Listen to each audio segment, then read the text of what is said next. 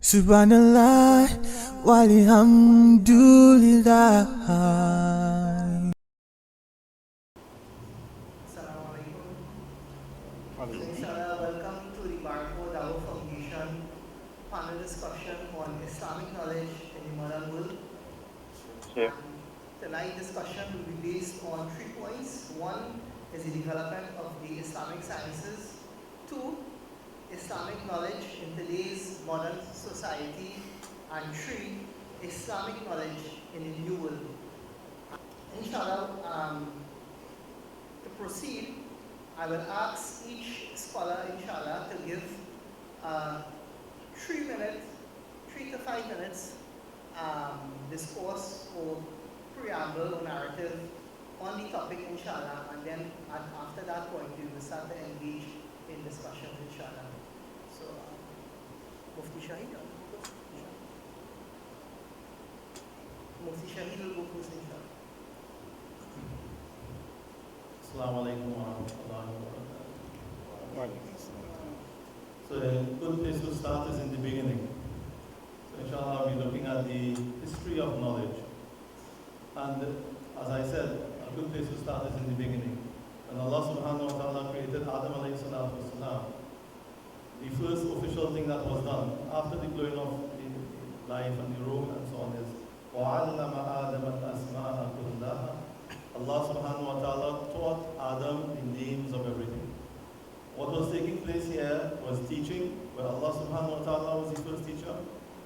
This was the first madrasa, and Adam alayhi salatu wasalam was the first student. Here, before sending Adam alayhi salatu wasalam and the entire progeny of Adam to the world, to embark on their mission, whatever their mission is going to be, Allah subhanahu wa ta'ala is outfitting them with what they need to accomplish the mission.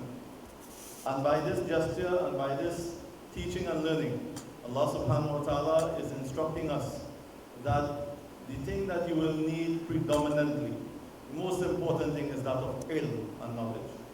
From the very inception of the creation of Adam alayhi salatu wasalam, this is our history, and this is what we need to know. The thing that Allah subhanahu wa ta'ala gave him in order to execute his mission is that of ilm and that of knowledge. We continue the journey. Allah subhanahu wa ta'ala then sent Adam alayhi salatu wasalam from the Jannah. Ihbitu minha, Allah said, get ye down from here. فَإِمَّا يَأْتِيَنَّكُم مِّنِّي هُدًى. If and when guidance will come from me, فَمَنْ تَبِعَ هُدَايَا, whosoever follows my guidance, فَلَا خَوْفٌ عَلَيْهِمْ وَلَا هُمْ يَحْزَنُونَ. He shall have no fear, nor shall he grieve. He will have nothing to fear in this world, nor will he have anything to fear in the hereafter. And he will not grieve over what he has left in this world, and he will not grieve over what he will meet in the hereafter. What form and shape did this guidance that Allah subhanahu wa ta'ala wanted to give us? This is what we need to complete the mission. It came in the form of prophets and messengers.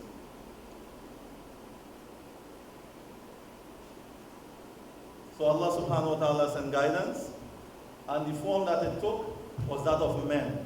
Allah did not send angels. Allah did not send robots. Allah did not send animals. He did not write it in the sky. He sent men to teach men.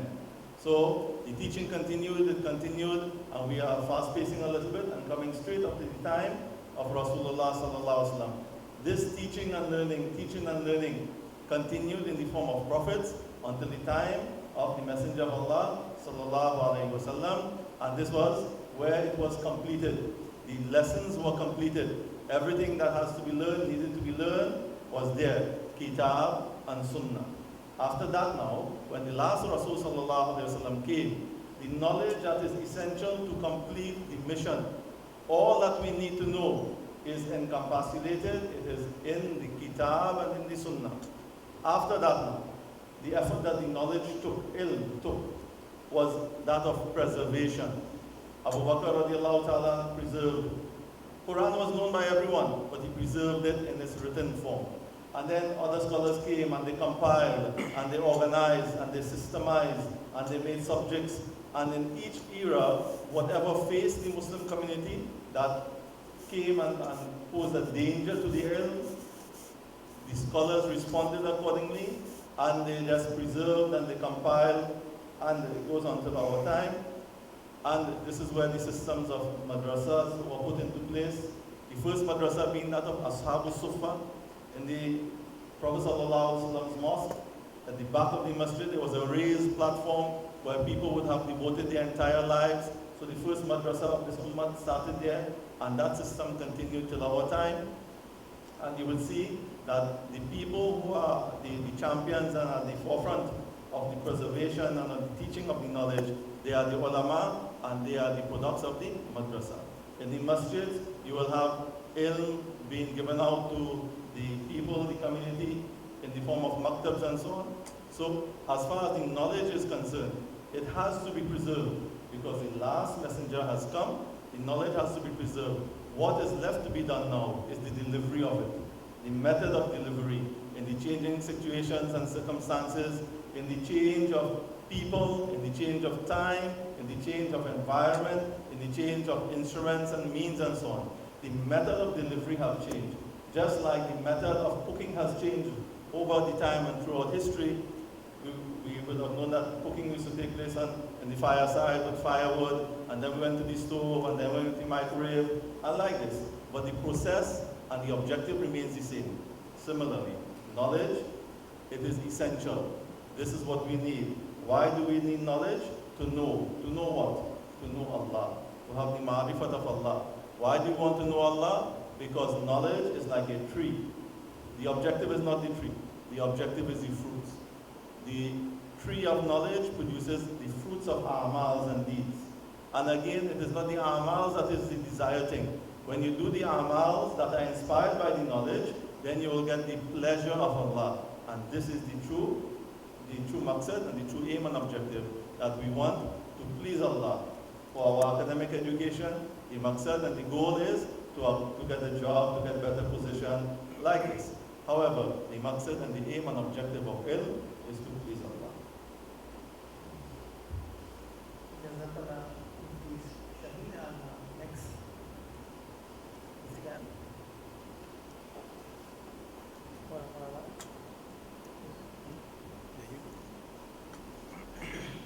My dear respected brothers, sisters, viewers on net. Assalamu alaikum wa rahmatullahi wa barakatuhu. Nahmaduhu wa nusalli wa nusallimu ala rasulika al-kareem wa sahbihi wa man humat al-din al-qawim. Inna alhamdulillahi ta'ala, all praise and all glory is due to Allah subhanahu wa ta'ala for giving all of us the opportunity to be here this evening. And those who are viewing, it's such an important thing for us to start back making an attempt, and I'm not just making a plug here, but I'm trying to give us a level of reassurance that we should start back making ourselves available to the environment where the knowledge is being sought and taught. And it's important for us to utilize the environment for learning. Withstanding this, there's a very important hadith of the Prophet sallallahu alaihi wasallam. The Prophet sallallahu alaihi wasallam mentioned in a hadith by Abdullah ibn Umar radiyallahu ta'ala anhu. He says, Qala Rasulullah sallallahu alaihi wasallam. The Messenger of Allah sallallahu alaihi wasallam says, Inna Allah la yaqbidul ilma intiza'an yantazi'uhu min al-ibad. That knowledge, there will come a time when knowledge will be taken away from this world by the servants of Allah subhanahu wa ta'ala. Then he says, وَلَكِنَّ يَقْبِضُ الْعِلْمَ يَقْبِضُ الْعُلَمَاء. And how is it going to be done? By the taking away of the ulama, people who are learned in this deen. And it becomes such a condition حَتَّى إِذَا لَمْ يَقْبِ يَبْقِي عَالِمًا, that there will be no more scholars existing. And you will say, well, this hadith, subhanallah, amongst mankind, اتَّخَذَ النَّاسَ رُؤُوسًا جُهُولًا, and the people will start to take towards jahalat, ignorance. They will turn towards the direction of ignorance. فَسُئِلَ فَاتَّوْا بِغَيْرِ عِلْمٍ فَضَلُّوا أَوْ ضَلُّوا. And they will go into the direction of dalalat and more misguidance. This hadith, why I would mention this as my introduction, because there's a very important and subtle point here that is relevant to the time that we are living in. Knowledge, we take it for granted. You know, we just, today with the technology that we have, everyone take knowledge for granted. I can get any type of source of information to learn and have. And the word here between ilm and khabar, knowledge, different, information, different. Why? In the time that we are living, we should be very, very worried, concerned, whether or not we are on the path of seeking knowledge. As Muslims, the relevant point that this hadith is making, to the Rasul Sallallahu Alaihi Wasallam is saying, is there will come a time, لا يوجد في إمام من يكون أهلا لحمل العلم. That a time will come that there will be no one willing to take up the mantle of learning and teaching. More so the aspect of teaching. Yes, there will be abundance of Muslims, but there will not be people teaching and learning. The environment of ilm and knowledge will not be there. It is with consciousness and awareness that we should become aware of what this knowledge is of great value to us, because this, as was mentioned, is the pathway towards Jannah. Without having this level of consideration and consciousness of knowledge in our life, and in particular the knowledge that is going to take us to Jannah, and understanding the warning that the Prophet ﷺ says to us, that when it will come such a time that the people will not be willing to take the knowledge and disseminate it, then we are in a state of jahalat and ignorance. And let's look at the world and see how many shining stars we have and how many bright lights we have with ilm and ulama over the world. That requires, and people are gravitating towards them and they're disseminating knowledge, and something is happening. And if nothing is happening, then something is really happening in the other direction. So consciousness of this knowledge and the direction it is going is absolutely important for every one of us here. And consideration must be taken. Become conscious and aware, my dear brothers and sisters, of what is going on around us. If we are not conscious, then something will slip away from us so easy. So easy that we will not even know when it's gone. And when that happens, what will be the condition of the ummah and the people around us? So may Allah subhanahu wa ta'ala give us the guidance and that awareness, and let us pay attention to what we are discussing here this evening, inshallah. Jazakallah.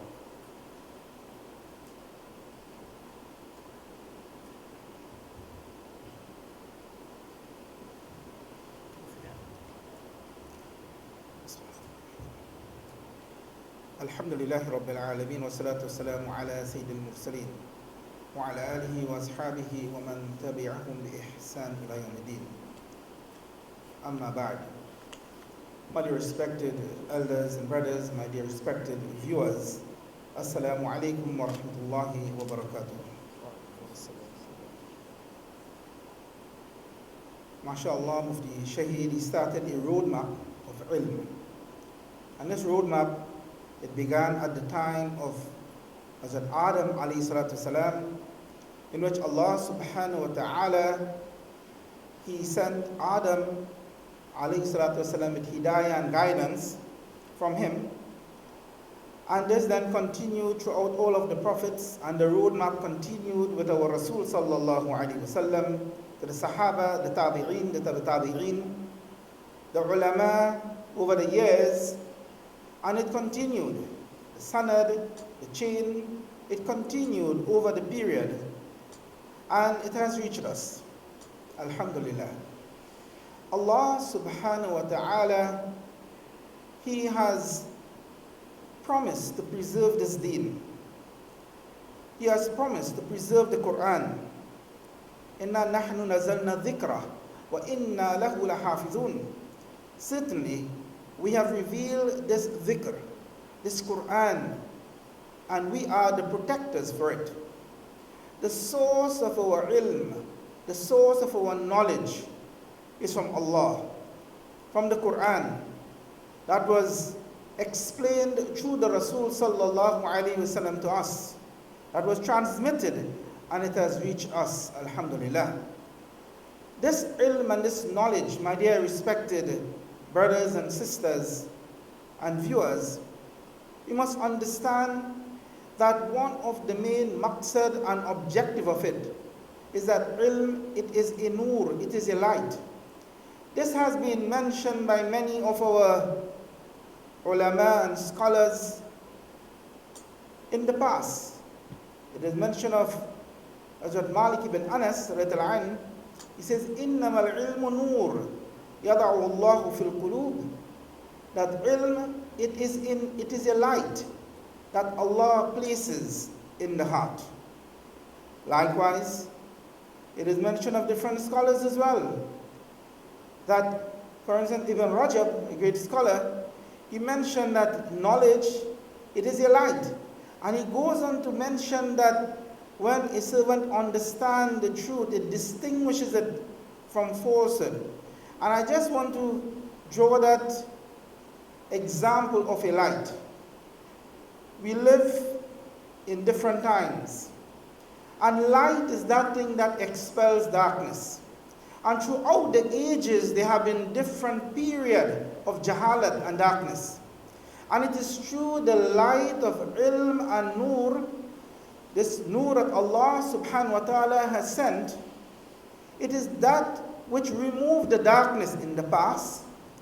It is that nur and that hidayah and that ilm that Allah has sent to us that we have today, that is expelling the darkness of jahalat and ignorance in our time, that in spite of the different revolutions that have taken place, the industrial revolutions, we are now presently going through the technological revolution. Everything is about digital knowledge and capacity. There are a lot of jahalat that exists in these things as well. But the thing that will guide us is that of the ilm and the knowledge of deen. Now we are at this point. The future is uncertain with respect to where we are going and what will happen. But based upon trends, based upon the different forecasts and proposals and so on, and we see plans taking place in the world, as we go further into the future, and Allahu Alam, what is the correct thing, we recognize that there will be also many other challenges, and as we say, certain aspect of ignorance and jahalat that will be existing in the future. And the thing that again will shed light for us is that of ilm and knowledge. Think about it like this. You are in a room, there is darkness all over, and the thing that is going to direct you and allow you to recognize what is around you is the light. For us, that light is from the ilm that Allah has sent to us. And this religion, it is not only for the past. This deen of Islam, it is not only for the past. It is existing in our time, and it will exist, inshallah, in the future and for our generation to come. And as such, having the right set of knowledge, as I said, new things are popping up. Having the proper knowledge, it is that which will guide us, inshallah, with respect to the many challenges that are ahead of us. So this is really a prelude to our discussion today, a roadmap of ilm from the very beginning to our present time. And the things that we are engaging in today, mashallah, we are sitting, we are having a live session face-to-face with many of our brothers and our sisters, mashallah, they are in a separate location. But along with that, we are using the technology, and the ilm that is being propagated here, it is now being streamed live, not just to the community, not just to our country. This is streamed live, whereby a person in some other part of the world is able to access it. And this is where we are. What the future holds, inshallah, we will be touching on some of these things as the discussion continues. Jazakumullah khair. Jazakallah to the three distinguished panelists, inshallah, for their opening contribution. We already have questions which are streaming in live. The first question is technology changing Islam? And the second question is, what makes Islam modern? So let us go inshallah with the first question, is technology changing Islam? I don't know what anyone. Okay, so Maulana Mannan, he passed the baton to me. I don't know if I should pass it to Mufti Shaheed now. Is technology changing Islam? Allah subhanahu wa ta'ala informs us, Inna ad-deena inda Allahi Islam. Verily the religion with Allah is Islam. And all of us would know that in ancient time, people would have used some sort of a method of etching knowledge in stone. And they would carve out whatever knowledge in whatever form. Sometimes it was drawn, it was written in their own language. And as time moved on, it went to the skin of animals and leather and parchment. And then paper came about. And they started to write using a pen and ink. Pen and ink. And then as you move on again, it started with the typewriter. And then today we have the computer. The question is, from the time of our Rasul sallallahu alaihi wasallam, and if you want to consider with the Rasul sallallahu alaihi wasallam and with nubuwwat, this is when we can say the era of this present Muslim is started. Of course, we know that Islam started from the very beginning with Prophet Adam alayhi salatu wasalam. From then to now, has there been changes in the method of learning? And as compared to what we have today, yes, there have been a lot of changes over the period. As I said, there was that era of actually writing and etching and so on, making those marks onto some parchment or skin or so, onto stones, onto plaques. And then that changed. For them, that was a new technology, isn't that so? That was something new to them. So today what we are seeing happening is really a new technology that is coming before us. Should a person then say, okay, should I revert to the way of the Rasul sallallahu alaihi wasallam, whereby they would write on leaves and skin and parchment and those type of things, and not use the technology that is available? Of course, we move with the time without changing the actual essence and the methodology of ilm. So, to answer the question, no, technology is not changing Islam, but rather we have to use the knowledge and the science of the day, ensuring that we do not go off track to the basic fundamentals of Islam, and we use these things for the benefit of our deen, for the benefit of humanity, for the benefit of our Muslims. And this, it makes life easier. If a person could type, should he still continue writing? I'm not saying that it's a skill that should not be continued with. Yes, of course, he should continue, and he should continue with all of those skills. But really, being able to type, it makes it easy. Now there is voice on, whereby you can actually orate whatever you want to say, and it comes on the screen. So it makes things easier.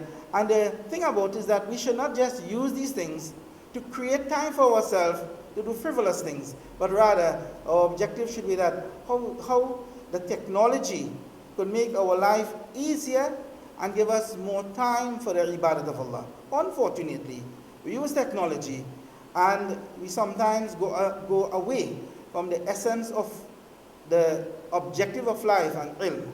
Right? So the question of if it is that it's changing Islam, definitely it will not change Islam. The basic fundamentals are there.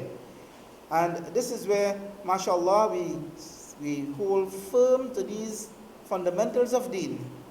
And with that, whichever era that we go in, the knowledge of Islam, it becomes a light again that removes the ignorancy that would exist, that whether technology in our time or in the future may present, knowledge, right guidance from Allah subhanahu wa ta'ala, inshallah it would eradicate all of these issues. Very good, inshallah. The second question is, what makes Islam modern?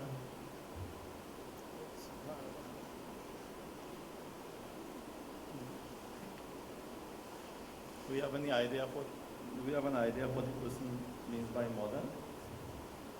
Well, I guess in here, the question is coming in bland, inshallah. So I guess modern probably referring to our present state of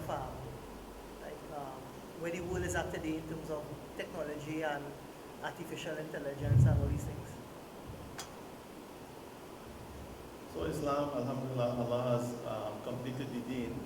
As far as the principles of the religion, what we have to do, this has already been charted out by Allah subhanahu wa ta'ala.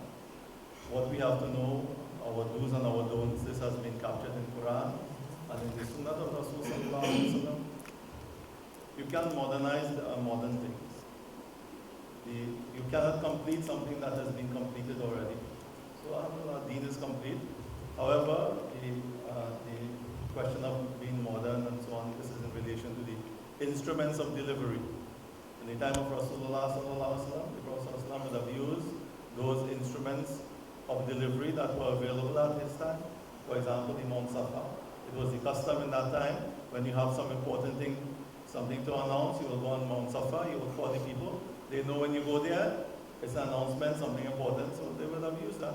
In the time of Rasulullah sallallahu alaihi wasallam, the writing of letters was in vogue, that was what was used to convey messages. Rasulullah sallallahu alaihi wasallam used that. So once you are conveying the religion itself, as was brought by Rasulullah sallallahu alaihi wasallam, the method of delivery, once it does not have anything that is opposing the religion itself, because you cannot establish the religion by things that are opposing to the religion. So once the method, you wouldn't put, for example, a hadith or a Quran in an indecent magazine, okay, because the medium is not correct, so therefore the delivery will not be correct. So once the instrument, this is all about, like a knife, it's an instrument, it can be used in various ways.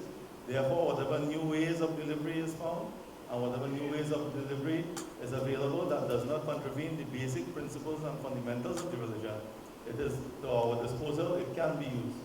How it is to be used and so on, again, you look at the principles of Islam, and that will dictate to you how to use it, how not to use it. So Islam will not be modernized by anything. The delivery of Islam can take on modern meanings. Also to note, if you flip the question as well to one will know from Islamic history that Islam has actually added to the world becoming modern as well too, in terms of marine technology, navigation, medicine, education, philosophy, poetry, and all these things, even the discoveries and so forth. So if the question was asked in reverse, it is that Islam has actually shaped history, that we are benefited from those events which occurred in the 10th century, 11th century, and all these things. Like, for example, the shipmen who discovered the use of compass, and without compass we cannot have navigation, and all these things. And those of us who know history, how Christopher Columbus copied navigation and marine technology from the Muslims. That even you ask any Spanish, is Cuba a Spanish word? Cuba is not a Spanish word. Cuba was named after the Mosque Cuba by one of the companions who navigated in the Santa Maria route of Christopher Columbus, and he named by Alan Cuba. So if you ask any Spanish-speaking person to pronounce the word Cuba, like in English, they will never say Cuba. They will also pronounce the Arabic pronunciation Cuba. So, and these are just a tip of the iceberg, inshallah, to answer the question where you as Mufti Shaheed is correctly saying, is that the delivery and so forth is that Islam has actually created a pathway, as Mufti Khan was highlighted earlier, created a pathway. Even in Egypt, when they were doing C-section surgeries and so forth, hundreds of years before it ever happened in Europe. So inshallah, yeah, so Just to put things in perspective as well. yeah, Today's modern is tomorrow's antique. yeah. So when we are talking and trying to understand And we are looking at ourselves as we are advanced and we are modern. Tomorrow's people are going to look at us, I'm old-fashioned people and, they use this and use that. So the religion doesn't change. The religion remains what it is. Just the method of delivery. We use what is available. The next question is, can I attend a virtual masjid?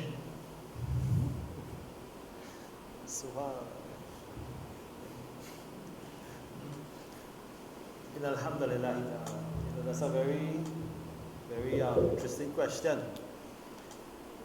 A virtual masjid. If we could eat virtual, we could start attending a virtual masjid. But we can't do virtual either, right? So, but that's the first part of the question. Even we do virtual, we can have none of these things virtual. We can't use the washroom virtual, none of these things virtual. That's just in the logics of natural logic without even explaining what the world of attending a place. Now, being in virtual environment, like simulations. Yes, you could go to a masjid in a simulation. For example, there are situations where people were going to the Kaaba right now and they could see the actual environment of inside the Kaaba itself, and you can have an experience there, subhanAllah, that is very amazing, as though you're actually in these settings there, because there were a couple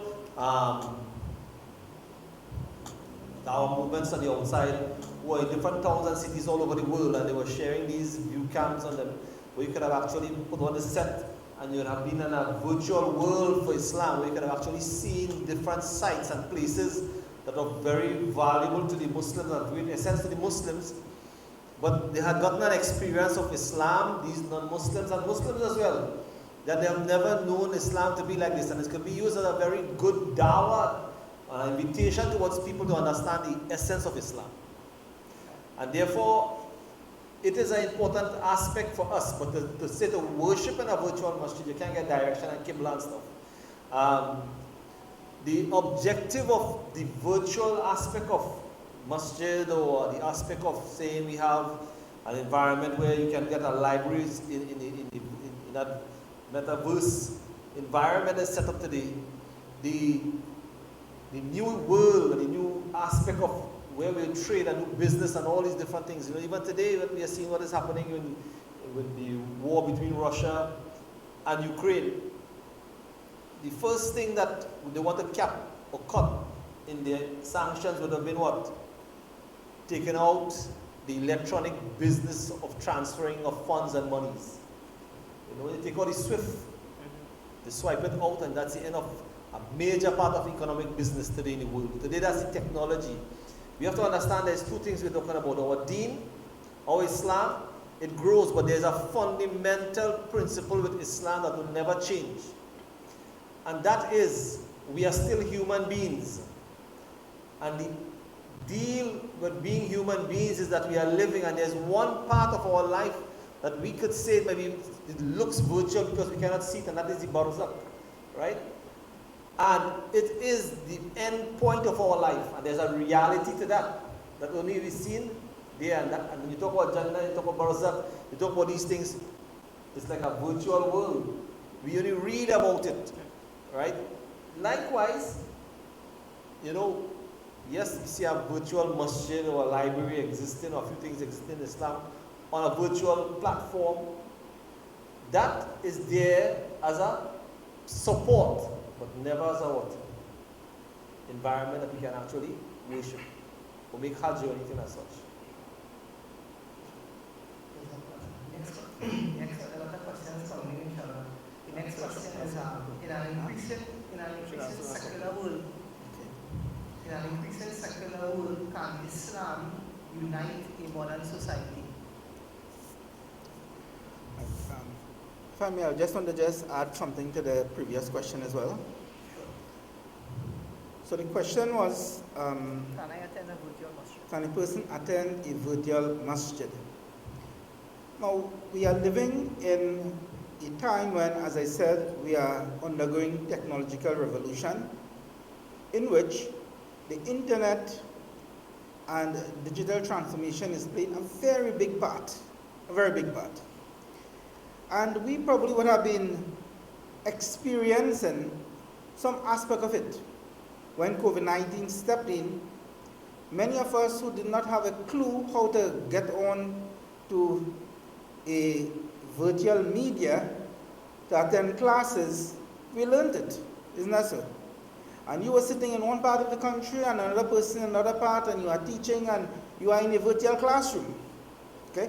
So there was certain aspect of virtual settings that we have become accustomed to over these last 2 years. Even some people who don't have a clue of how to operate a computer or even simple cell phone, they were now able to attend certain classes and take part in discussions, and there became a change in this aspect of education, so that through the virtual settings there was a change in the knowledge base of people, and as such a different realization. Now we have to understand a basic principle here, and that is, for Islamic knowledge, whatever would be allowed for us whilst we are physically here, that will also be allowed to a certain extent in that virtual setting. What is not allowed will not also be allowed. So similarly, in this world, just as we are not allowed to look at the opposite sex and the nakedness of someone, in a virtual realm, it would not also be allowed to look at a female, or to engage in different type of conversation in that nature. Now, going to the question itself, can a person attend a virtual masjid? We have what is happening now, which is known as the Metaverse. This is like a virtual world in itself. It is simulated. And many people, especially our youth nowadays, they have these VR, or virtual reality glasses, in which when you put it on, you feel like you are actually there. You sense the emotions that a person would normally be engaging in reality. Many people with their games and gaming, you realize that they tend to become part of it. There is that simulation in the game itself that makes them feel that they are there. Now, this metaverse that we are speaking about, it is a push in that direction, and a step towards it was all of these type of virtual settings that we had, like, the different media streams, video conferencing, and so on. We have even an aspect of AI, which is artificial intelligence. I'm sure many of you all would take a computer and say, oh, so and so. And then a voice will come on that is interactive with you, real time. I will call now Mr. Hussein, Kahiam Hosein. And then it starts to ring. Okay? You might ask a question, or that voice on your cell phone, and I'm not going to propagate whichever one here, right? That's not the objective, but we know what they are. They will ask you, can I tell you a joke? You understand? Or do you want to go somewhere? This is a little hint of what the artificial intelligence that have started towards, and that's a little glimpse of this virtual world that we are speaking about, that the world is pushing towards, and there are a few main big conglomerates and businesses that is heading in that direction. So a person in that virtual world, like having a masjid, having a library, having conferences, having businesses, the question will come about, could a person attend these things? Even in that metaverse, there is now a system whereby you can actually purchase a sort of a virtual property, and you are now going to get lease and sort of a certifications and so on, like deeds for that. That is what is happening here. It's something as some sort of a sci-fi movie. But this is where the direction and the push is now.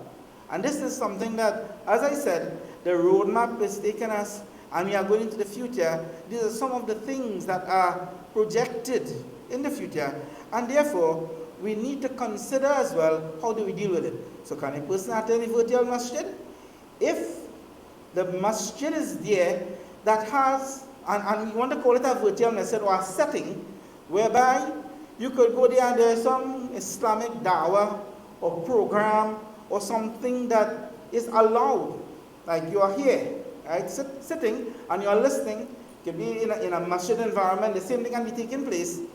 To go in such a setting, probably in a conferencing, and as I said, these are things in the future, and as it becomes more known to us and more defined of what they are, then the true reality of it would become exposed, and the ulama will look into it further.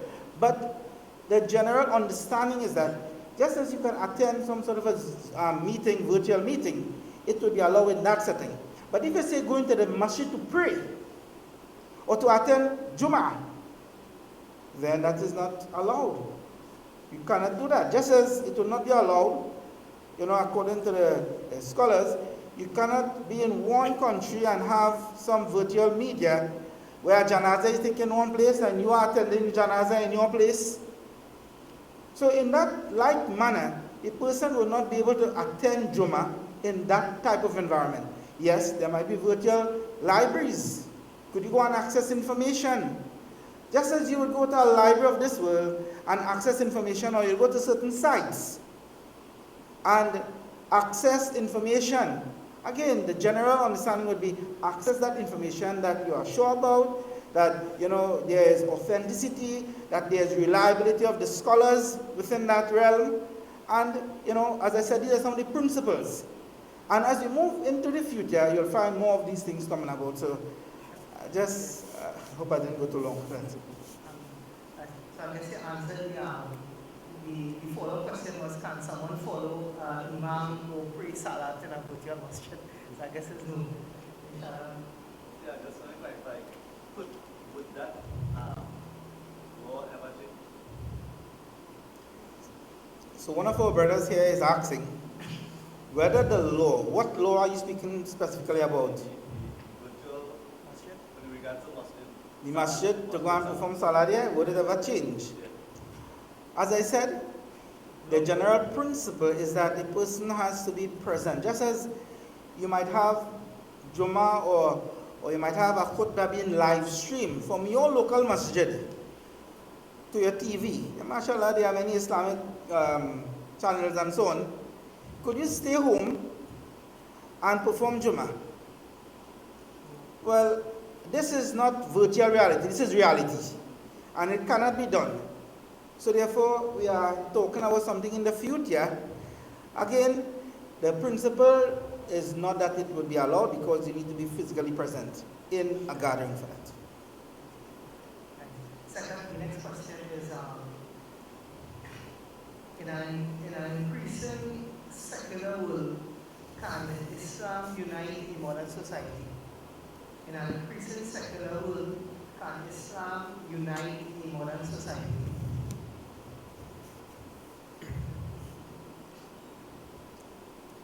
Sure.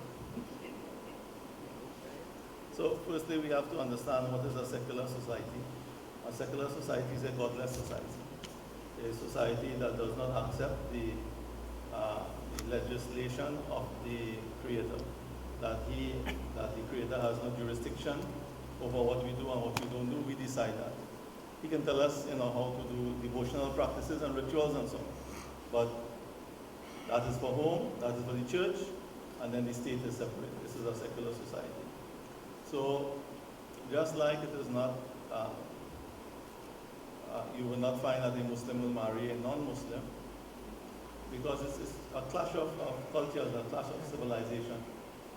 Similarly, we are not trying to unite these societies. We are trying, Kalimatullahi al-Uliya. Islam is dominant and must be dominant. And it's what we strive for. And what we have is the solution. This is the way Allah subhanahu wa ta'ala wants us to live. Islam is success in this world and in the hereafter. And this is what we are offering to the people, and this is what we want for ourselves, and this is what we want for every single human being. We are worried and concerned about those who are non-Muslims.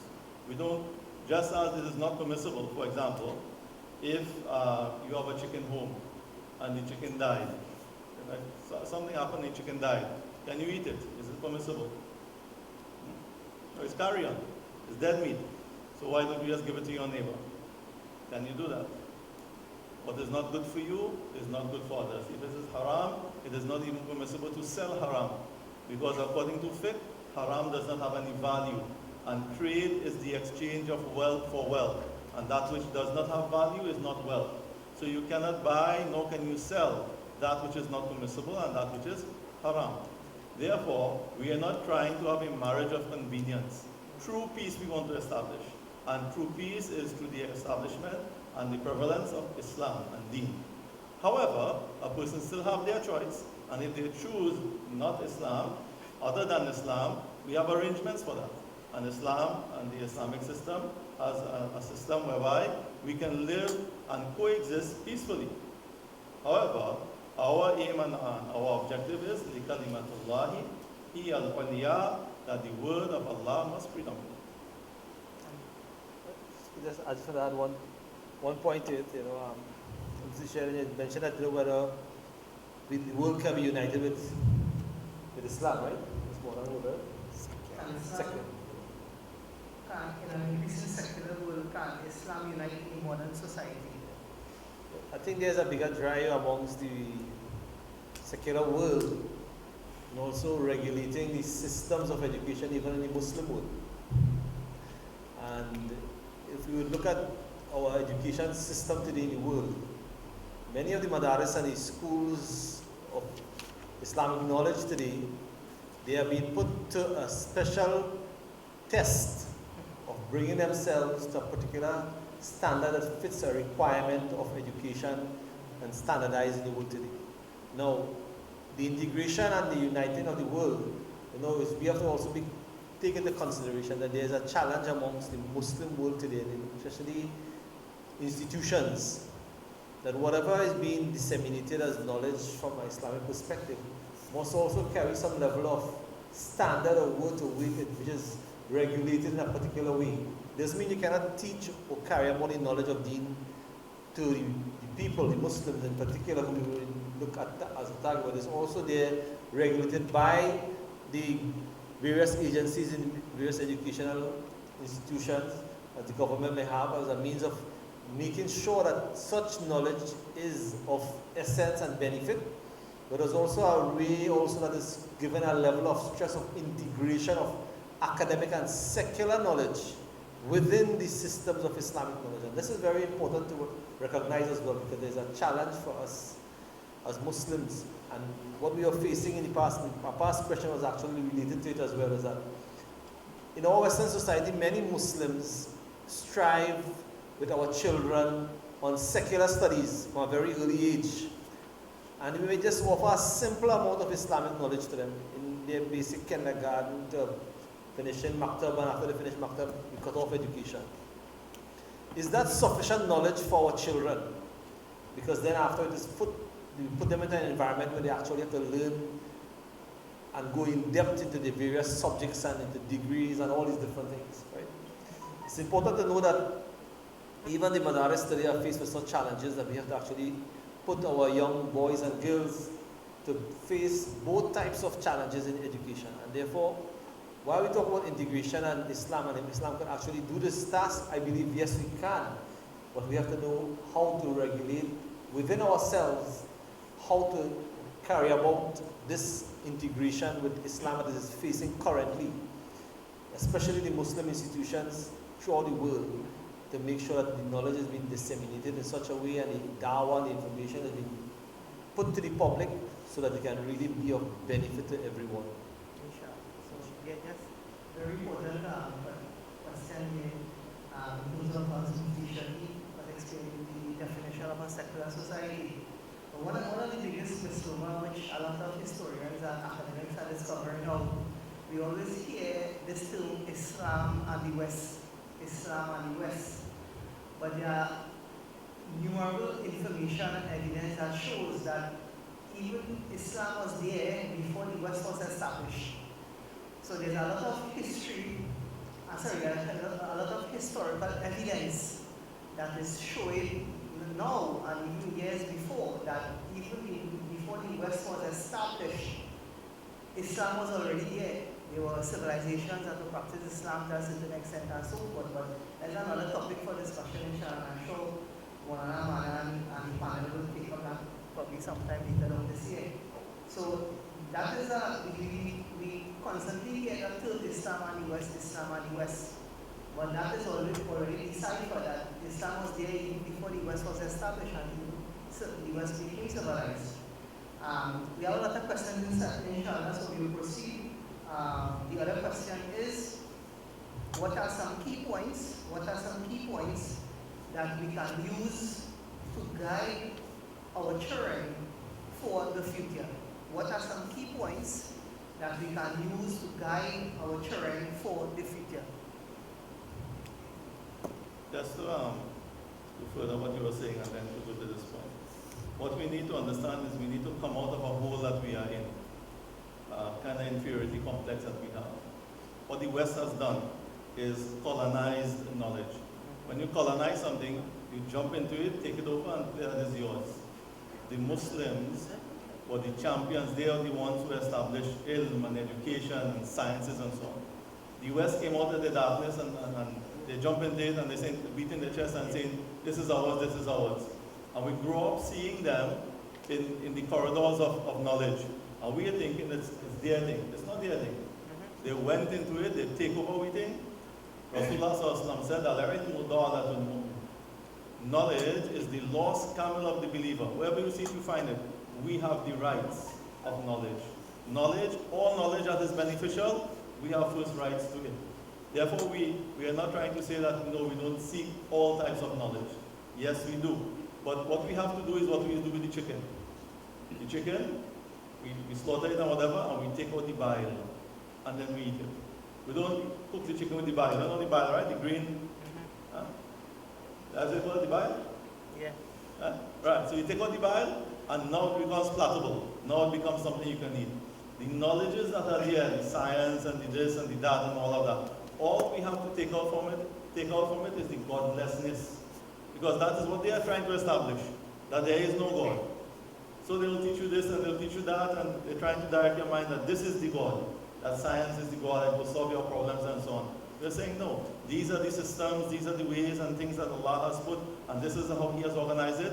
Take all the poison from it, and then it becomes our right and our haq. What is knowledge? Knowledge is the waratha, the inheritance of the prophets. They have contaminated it and whatever and so on, but knowledge is not a bad thing. They have given it a bad name.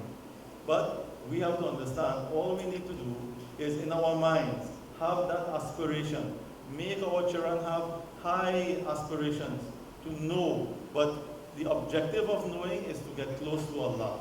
If we go away from the objective of life, then no knowledge will be of benefit to us. You can have whatever knowledge you want. If you go away from the objective, why you want to know, why are you trying to know this, why you are learning this, okay, you're becoming a doctor. Today the objective of becoming a doctor has been lost. It's not about serving people anymore. I'm not saying that there are doctors who are not service oriented, but that drive that was there before, when a person was studying medicine, that he wants to, that's no longer, it's all about what? Economics. Even sports now, it's not about sports. Sports is entertainment. It has lost its essence. So even knowledge, we have to make sure it doesn't lose its essence, and that we motivate our children to learn and to know. But we have to take out the poison from it, and then it's all good. Yeah, I think I can answer the question I was asking too. What are some key points that we can use to guide our children for the future, inshallah? Anybody like to expand? Bismillah. Just to comment on the last question as well, I think a lot has to be done with respect to how we define things. Like for instance, secular is to take God out of something in that sense. So if it is that we want to bring a system of where there is no understanding and acceptance of a creator as the ultimate doer of everything, with a system which is Islam that promotes ibadah to Allah subhanahu wa ta'ala to ensure the pristine purity of our aqidah, that Allah, He is fa'alun lima yurid, He does whatever He wants.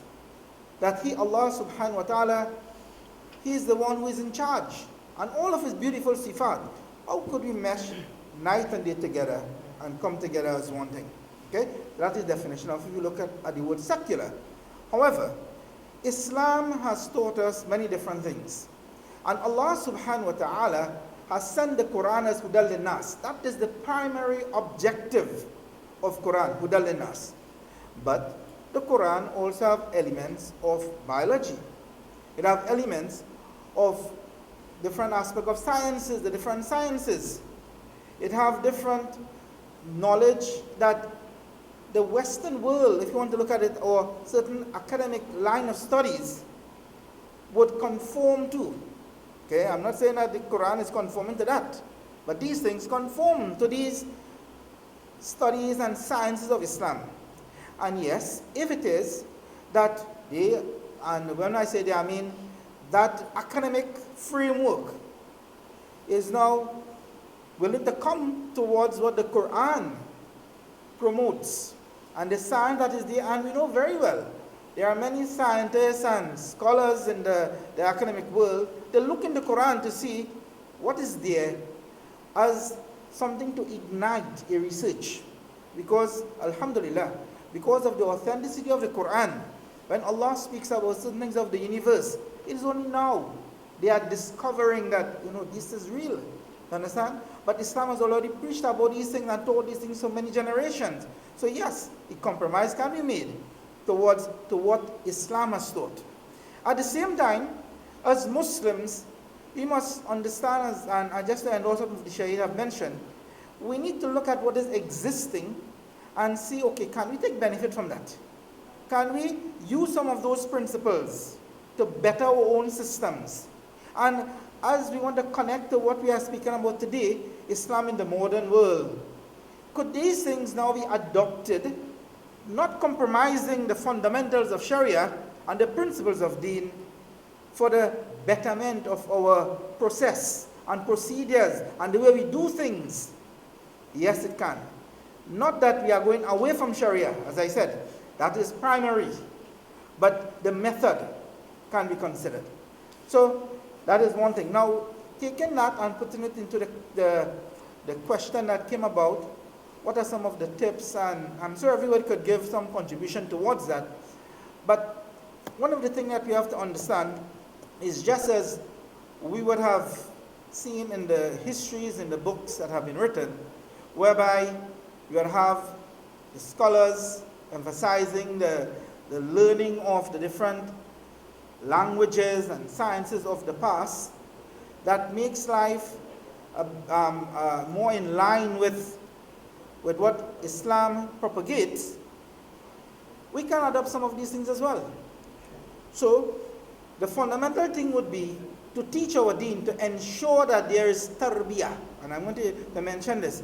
Tarbiyah is an all-encompassing word. It is multifaceted with many different dimensions of how a child grows up from that very tender age, so that he can be able to recognize Allah, so that he'll be able to recognize who Allah is, so that he'll be able to recognize what his role is, so that he can be able to distinguish between haq and batil, between right and wrong, so that he will be able to know what is the correct thing. Knowledge is one thing, and then further to that, to actually put that into his life by means of practice.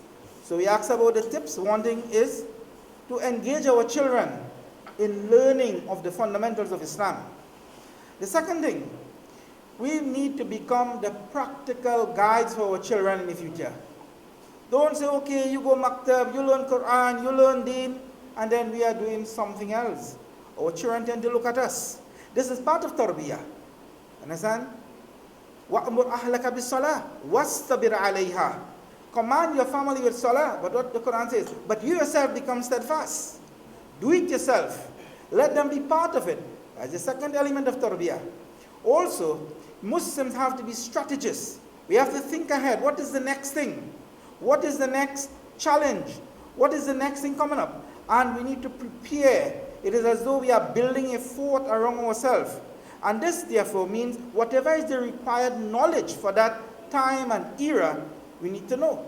So, these are some three main points with respect to that. I'm sure, as I said, the brothers here, mashallah, they are very competent to add to it. Mashallah. So inshallah, we have a lot of questions inside, inshallah, so we will proceed. any from the sisters? Huh? Do you have any from the sisters? Yeah, these are from the Yeah, sisters. that makes sense. So, one sister sent a question, Assalamu alaikum, with the proliferation on the availability of the sources of knowledge, how can we distinguish misinformation from authentic sources? Sure. That's a very, very good question, mashallah. And that's where we are today in the world. Information with misinformation. And then we have the famous Mufti Google, and we have Ask the Imam, and we have various sources of available information at the tip of your finger. If you touch it, you get some information. The question is, what is the criterion or the fulcrum that we use to differentiate between what is correct and what is wrong when it comes to information?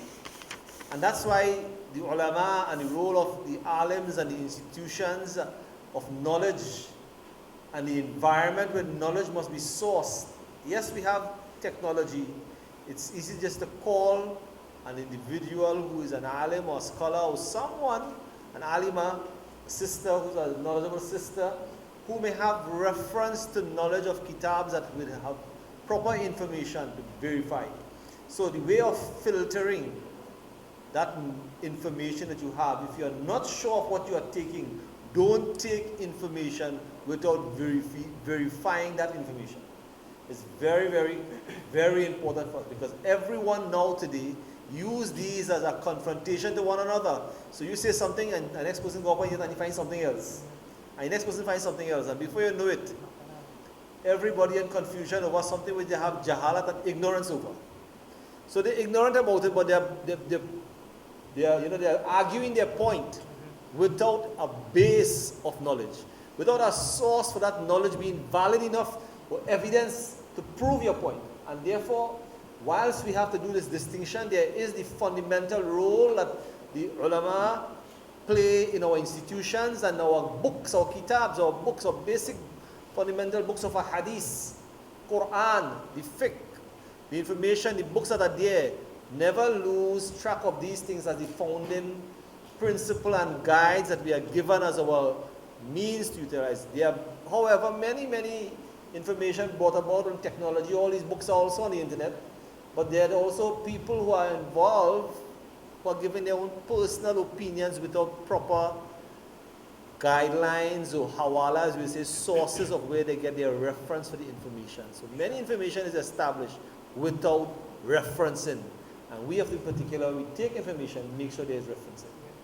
Inshallah, as Maulana Abdul Mannan is clearly stating that the verification of the source or the root of where information is coming from, and even the person or the people that information is coming from is also critical. So we ourselves have to be mindful, especially we are in the information age and information is readily available at our fingertips.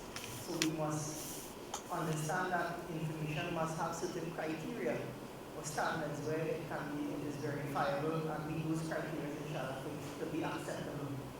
The other question is how important it is that we ensure leadership in the masjids so as to facilitate dissemination of Islamic knowledge.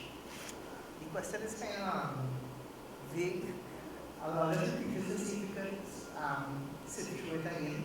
How important it is that we ensure leadership in the masjids so as to facilitate dissemination of Islamic knowledge.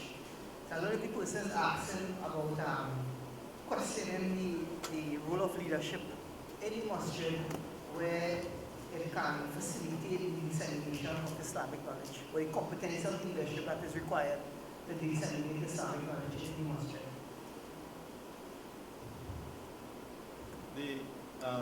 The basic principle in trade and so on, and in life generally, is that when there is demand, there will be supply. And a'malukum ummalukum. Your leaders are a reflection of your deeds. And we know that based on the condition of the heart of the individual and the condition of the community, that is the kind of leaders that they would want. If you are corrupted and you want to be able to give bribe and grease hand and so on, you will put a corrupted leader who will facilitate your corruption. So therefore, the community will generate an appropriate leader that will suit their needs and that will answer to their requirements and so on. Therefore, first of all, that should tell us we should never complain. We should never complain about oppressors and oppressive leaders and bad imam and bad this and bad that. All it is a reflection of our own selves. Secondly, if we want good leadership, we have to be good followers. If we are not good followers, we will not have good leadership. And when we have these kinds of aspirations, and when we demand a certain type of leadership, automatically that will drive us in a particular direction. It will ensure that we send our best students, our best sons and our best daughters. Usually we reserve them for the prestige schools and for this occupation, that occupation and so on. But if we want good, true leaders, we'll look for our best children, our best sons and our best daughters, and send them to get higher Islamic education.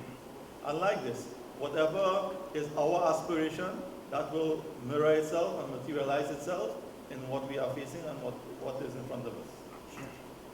Next question. What about the modern sciences of maths and astronomy, etc., that was introduced by Arabs? I don't know if this is a question or this is a comment, but but there's a lot of, just to jump the gun here, but the essence of time, there's a lot of information, authentic information regarding the history of Islam and its contribution to mathematics, Islamic sciences, medicine, poetry, literature, philosophy, and all these things. We all know the example, let's touch on the question. I don't know if I qualify to answer this. Jump in here. Like, for example, the concept of zero. The concept of zero and algebra. Algebra is the Arabic word for to lessen, to make smaller. All these things were established by Muslim scholars. And what was found out by researchers, modern researchers, that all these discoveries was made when the Muslims was close to the Quran and the Sunnah. Very amazing. So that there was as Mufti Kahiam was saying before, a direct integration and correlation between academia and Islamic theology. So the two go hand in hand and it helped the propelling or the pushing of academia or sciences forward. So yes, so inshallah, if we go to the next question, inshallah. The next question is, I have heard a lot of people talking about cryptocurrency and Bitcoin, etc. Is purchasing Bitcoin and so on halal?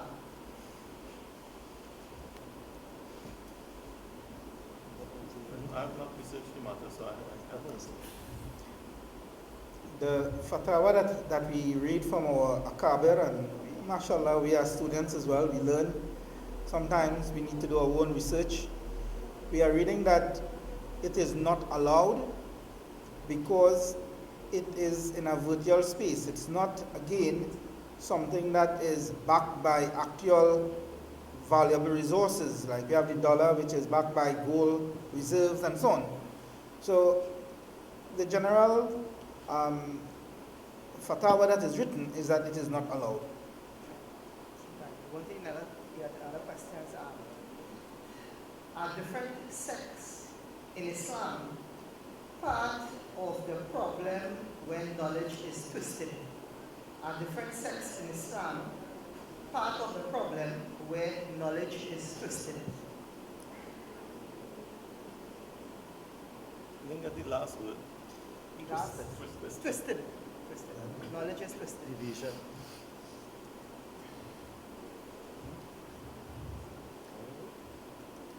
So like the Jews and Christians deviated, and the hadith of the Rasul sallallahu alaihi wasallam is that in the Ummah as well there will be deviation. It started very early in the history of Islam, and of course you will find that. However, truth is clear, and Allah subhanahu wa ta'ala, this, what we have to contemplate on is this is the last and final religion. There is no room for total deviation. So there will always be those who are on the truth, those who are on haqq, on the pure and pristine religion that was brought by Jibreel alayhi salatu wasalam, preached by Rasulullah, practiced by Sahabas. That will always exist. And that is in the majority. The deviant sects that are there, deviant beliefs that are there, they are small offshoots and account for a small percentage of those who claim to be part of the Ummah. So truth will always remain clear. Allah will not make it a big mystery for us and so on. So they would add to the diversions and add to the sifting out process and so on.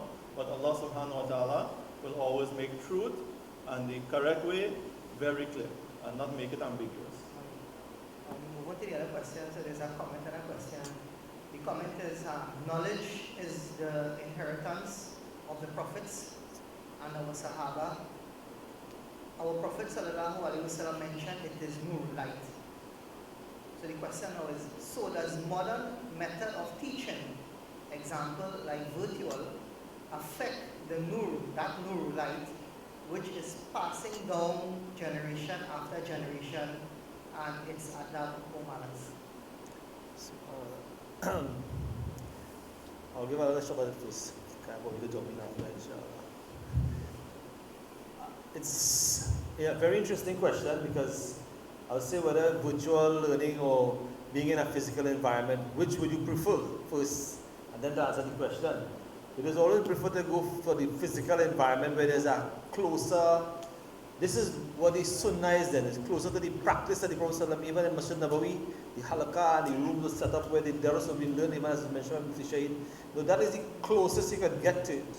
But as Mufti Kahiam also mentioned, circumstance also change and situations put us to do things in a situation where necessities become part of us, and therefore we have to adapt to certain things. However, the light and the understanding that is there is that you can never replace what is the best. And even amongst the Prophet ﷺ, one of his important saying is that, the best of the people in terms of knowledge and acquiring knowledge, and the best of the time would be his Sahabas. They were directly chosen by Allah subhanahu wa ta'ala. They were given the opportunity to be in the environment of the Prophet sallallahu alaihi wasallam. And they had the direct teachings from the Rasul sallallahu alaihi wasallam. And they had adopted this in their life. So we cannot become the best because they were given the best of information and Quran and the dawah, and the direction and the science and every type of imani, nuriyat type of connection they had with the Rasul sallallahu alaihi wasallam. So the knowledge had a direct impact on their lives. And Allah subhanahu wa ta'ala made that transition for them, subhanallah, from what they were to what they became by that direct connection. So that is the absolute and most best environment to establish. And even amongst the ulama ikram and the tabi'een in their time, they were, as the Rasul said, and next will be the best. In terms of the best, and amongst everyone will be the Sahabas. Then next will be whom? The tabi'een. They enjoy a better environment as well because they are the people who actually constructed and made the effort on developing books and sciences and put everything together. Voluminous books and libraries were established during their era. And they were the people who had followings of thousands of students with them. And they propagated deen all over the world to reach out far and wide. And even in our time, the institution and the madaris all over the world, you could say millions of students all over the world, different types of institutions, but the environment was set for the learning in these type of institutions. So that the zeal and the enthusiasm and the environment was set for this. In our homes, or the various platform environment that we'll be in, will never give us that. Because there's a particular connection between human beings and your asatiz and your teachers that you will not get in a virtual space. Yes, you'll get the words, you'll get the information, you'll get the Quran, you'll get the hadith, you'll get everything, but you will not get the human relationship and the iman aspect of it. But you will get some extent of it, and therefore, we have to be very grateful as well that we have what we have today in the time of emergency and in need, as the guy mentioned, to fill that role of teaching and disseminating knowledge. And therefore, the environment that is set for us today, we utilize it because this is something that is given to us. We have to take advantage of it. Even to now, many homes, subhanAllah, on the day of Qiyamah, what will the situation be? Many people don't have time to come to the masjid. They don't want to send their children to the masjid. They don't want to go to the environment of learning Quran. Maybe this might be the best time to learn Quran, even online. Or do something online. You're in your home with your family, set the environment right to learn something. Set some environment there. At least this is what we have. If we don't have this, what are we going to do? What would we do? And therefore, we should take advantage of this opportunity that is given to us in the present circumstance. And things are happening in the world at such rapid rate of changes that we don't know what is next for us. And how will we adapt to what is going to come? But the key focus should be, we must try to remain in the environment of knowledge. This is the environment that the Sahabas were kept in. This grow their actions and their deeds. We have to remain connected to knowledge no matter what environment that is set for us, but we must keep connected and plugged on to the deen and the knowledge of the deen and keep acting upon it and reminding ourselves of it, inshallah. I hope I did too long. Sorry. Very important point there in terms of connection. And if we look at it in relation to what is existing today, sometimes we hear parents making comments that the way that they communicate with their children in the same house is by WhatsApping them and that kind of thing. So imagine if that element of conversation and communication is taken away or is being non-existent in the home. We can see how it is affecting family life and so forth, by extension even in this context of ilm and teaching and learning and so forth. If that physical connection is not there, as Maulana explained in detail, what are the disadvantages that... Yeah, just to add to Maulana's point, I think what the questioner is highlighting is a deep concern, and it shows that there is a fear that we may not be getting the full package or losing out on the spirituality and so on.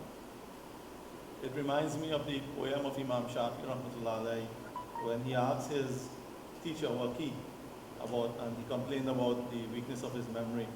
Shakawtu ila waqi'i wa asu'a hifzi fa'awsani bitarkil ma'asi.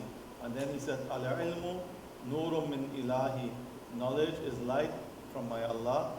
Wala yu'ati ila asi, and it is not given to a sinner. Now, the words is one, but within the words there's spiritual barakat and light and nuraniyat and illumination and so on. It is my feeling that if a person, there is one saying that a person can be in the Kaaba and incurring the wrath of Allah. He's inside the Kaaba, right? And he's incurring the wrath of Allah.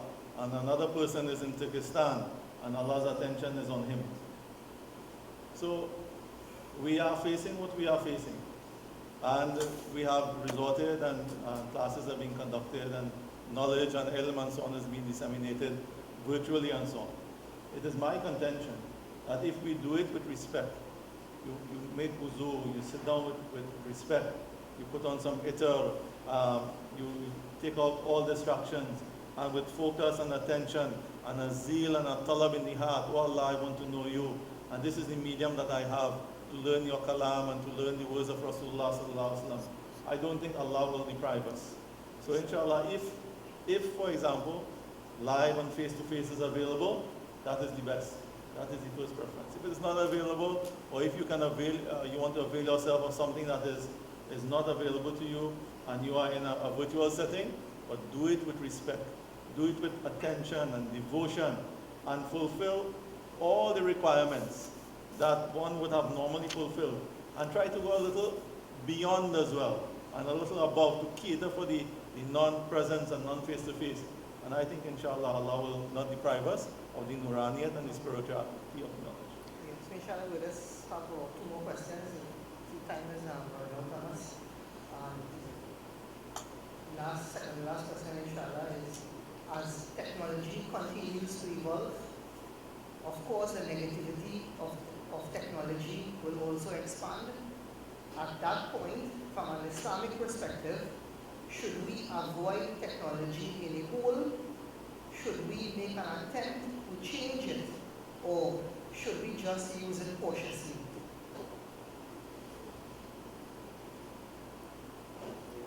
Bismillah. Two individuals. One person has a hand saw and another one has an electric saw. One person is saying that he would only use his hand saw, and the other person says that he would use the electric saw. Now, with the electric saw, the job is done quicker. It probably is more preciseness in the cut, and there's less exhaustion. While the person has to use a hand saw, it's more difficult, there's no much precision, and so on. So the question about should it be done away altogether? Definitely not. We are living in an age whereby we are evolving with certain times, and Islam does not prohibit improvement and development. Understand that. In all eras, there has been development and improvements which have been adopted in Islam. So we're looking at the aspect of having a minaret for what purpose? So that the voice can be traveled. Then that was replaced by the loudspeakers. That was accepted as well. Today, we have different means of communication. We have technology and the internet and so on that can serve a very beneficial purpose. And as such, just like everything, you won't take the handsaw and cut somebody in a like manner. Use it for what it is there for, with guiding principles. So just as a person who don't have internet would not go and look up some magazine that is haram, in a like manner, with the technology, don't go and look up something that is haram. Just as a person who don't use the internet and the technology to listen to music, in a like manner, don't use that for the same thing of listening to those things which are haram. So we use the technology for the benefit and for the promotion of our deen and for learning, and not that it becomes a tool now for evil and for wrongdoing. And if it is that we do like that, it's as though where you could take a knife to peel an orange or cut an apple that is beneficial for you. Now it's as though you are taking that same knife and slaughtering someone and killing someone, which is not permissible. So it all depends how a person uses that technology to the advantage. So if the question is, should a person go towards that? Definitely, these are facilities that are tools that are available. And should it be used for Islamic knowledge? Come back to one of the questions that came earlier. We say, yes, it can be used. But there are two main things we need to keep in mind. Two very important words. Trust and confidence in the source of the Islamic knowledge.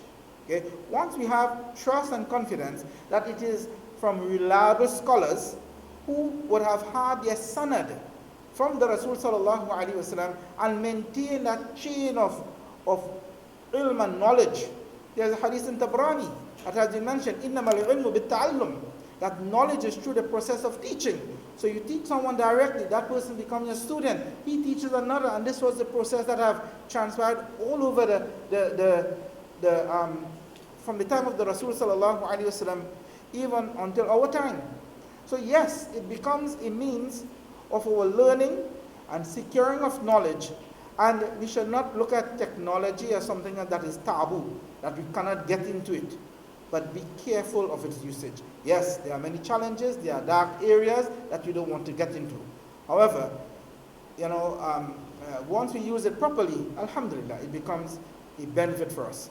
Nowadays, we have many Darul Ulums and Madaris that are fully online. The method that is there is proper separation, male teaching male. The system of ilm is pristine, alhamdulillah, from authentic and renowned scholars. And people all over the world benefit from that. A person might not be able to travel to some place to gain a knowledge, but through this technology now, they are able to get it. The Rasul told us, بَلِّغُوا عَنِّي وَلَوْ آيَةً. بَلِّغُوا عَنِّي وَلَوْ آيَةً. You convey from me even though it be one ayah. So the method of conveying is there. How it is that it reaches us, we need to be careful about that. And with the technology, alhamdulillah, it is a means of reaching out, and that reaches far and wide. So yes, we should not be afraid of it, but use it wisely. Therefore, learning of it as a means of benefit for ourselves is then connected to that benefit. You understand that? So we learn about it for the purpose of using it for something that is good. Not to go into haram sites and doing wrong things and so on.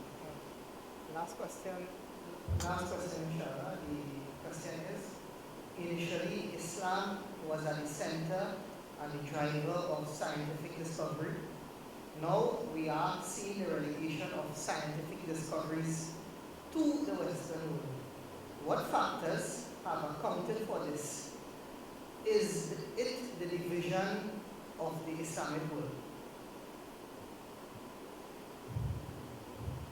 If you look at the time when Islam ruled the world and so on, and they had their centers of learning and so on, you would have had Islamic governments would have been able to sponsor education and manage it and so on. After the fall of the Ottoman Empire and the degeneration of the Islamic world, we are seeing where Muslims, our condition today is as an ummah, we are trying to survive even as communities. We are still trying to keep our head above water. So there, you don't have that big state backing or the Khalifa backing and so on that is required for these kinds of big projects and these researchers and these formalized institutions, and to give them that kind of that drive that they need. So because of that, you would have found that we dropped the baton because we are no longer in a position to carry it. We could have no longer bear that type of burden. And then the West took it up, and we are still lagging behind. Inshallah, one day we'll be in a position where we have teething problems right now. When we get over these things, inshallah, we'll rise. I have one question. My question is, from the time of the Prophet Sallallahu Alaihi Wasallam, after revelation and so forth, and the time of Sahabas coming to the Tabi'in, the importance of recording, actually writing, and the preservation of all the ahadith and ilm and all these things. How will you all classify that? That if this knowledge at that time was not preserved in writing and being compiled and archived and so forth, how would have the deen been perceived in the future without having that base to work from? There will not have been any future. It will be lost. The preservation of deen is attributed to two persons in Islamic history. One is Abu Bakr radiallahu ta'ala, and they said if it was not for him, this deen would have been lost. And Imam Ahmad ibn Hanbal. We know of the Inquisition among the Christians. There was something called the Malhama, the Inquisition among the Muslims as well. When the Caliph Ma'mun stated that anybody who does not agree with the concept of the Quran being created, they were killed. Imam Ahmad ibn Hanbal, he stood up at that time and he championed the cause. And like that, the Muslim Ummah responded to the need. Everybody knew Quran in the time of Abu Bakr radiallahu ta'ala. However, in the battle of Yamama, they saw that the Hufaz were being killed, so the need to preserve the Quran in writing came about. Later on, everybody knew, Alhamdulillah, that Alif Fatha. It wasn't written, but then they saw that people could not read, non-Arab countries were being conquered, so they were writing the Alif, the Fatha that was always there, vowels were put, and that has served us. So Allah, as Kahiam quoted the ayat in the beginning, that Allah says that we have sent this religion, وَإِنَّ لَهُ لَحَافِظٌ, and this is part of the system of the preservation of the religion, that Allah subhanahu wa ta'ala has enabled the khidmats, the qudama of deen, the servants of the deen, to preserve the religion so that it stays until Qiyam. Very good, inshallah. So the time is 8:25, inshallah, and We could have closing remarks.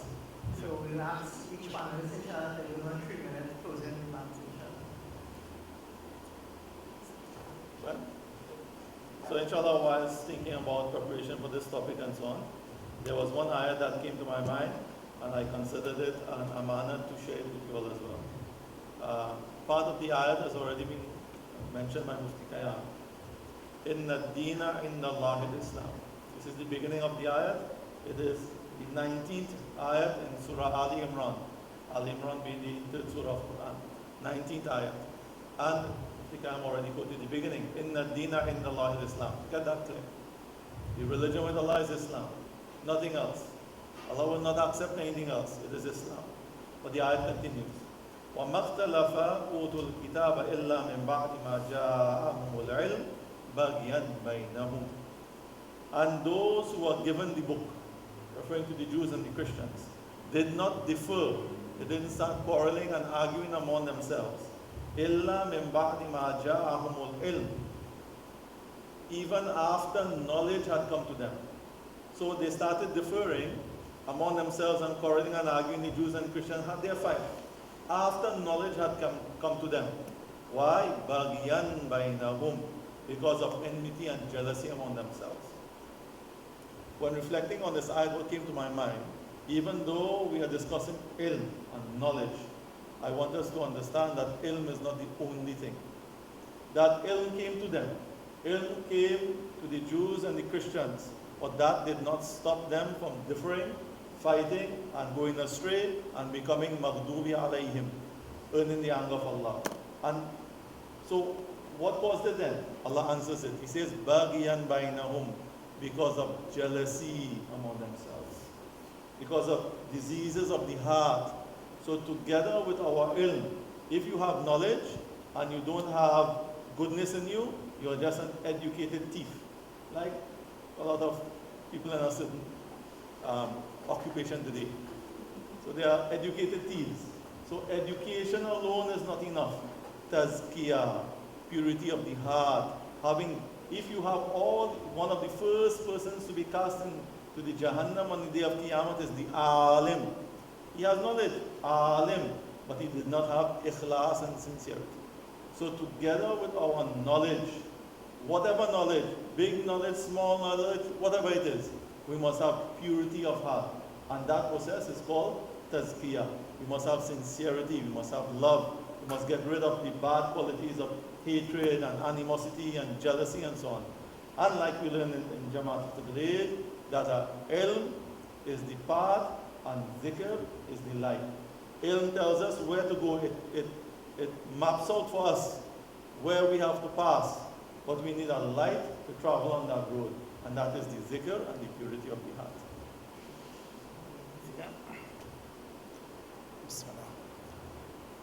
So my closing remarks, and this is based upon what we consider to be the essence of ilm. The main thing that ilm should do to us.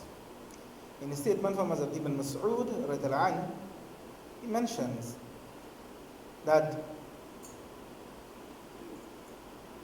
إِنَّمَا الْعِلْمُ الْخَشْيَةِ, that ilm brings about that khashya, that fear of Allah subhanahu wa ta'ala. Without that khashya, then what we gain is information. So we have a lot of information methods and different things. People learn, they know. You ask them, out of the wink of an eye, they can quote an ayah, they can say this, and how much of that is translated into khashya, into fear of Allah? Our objective is amal.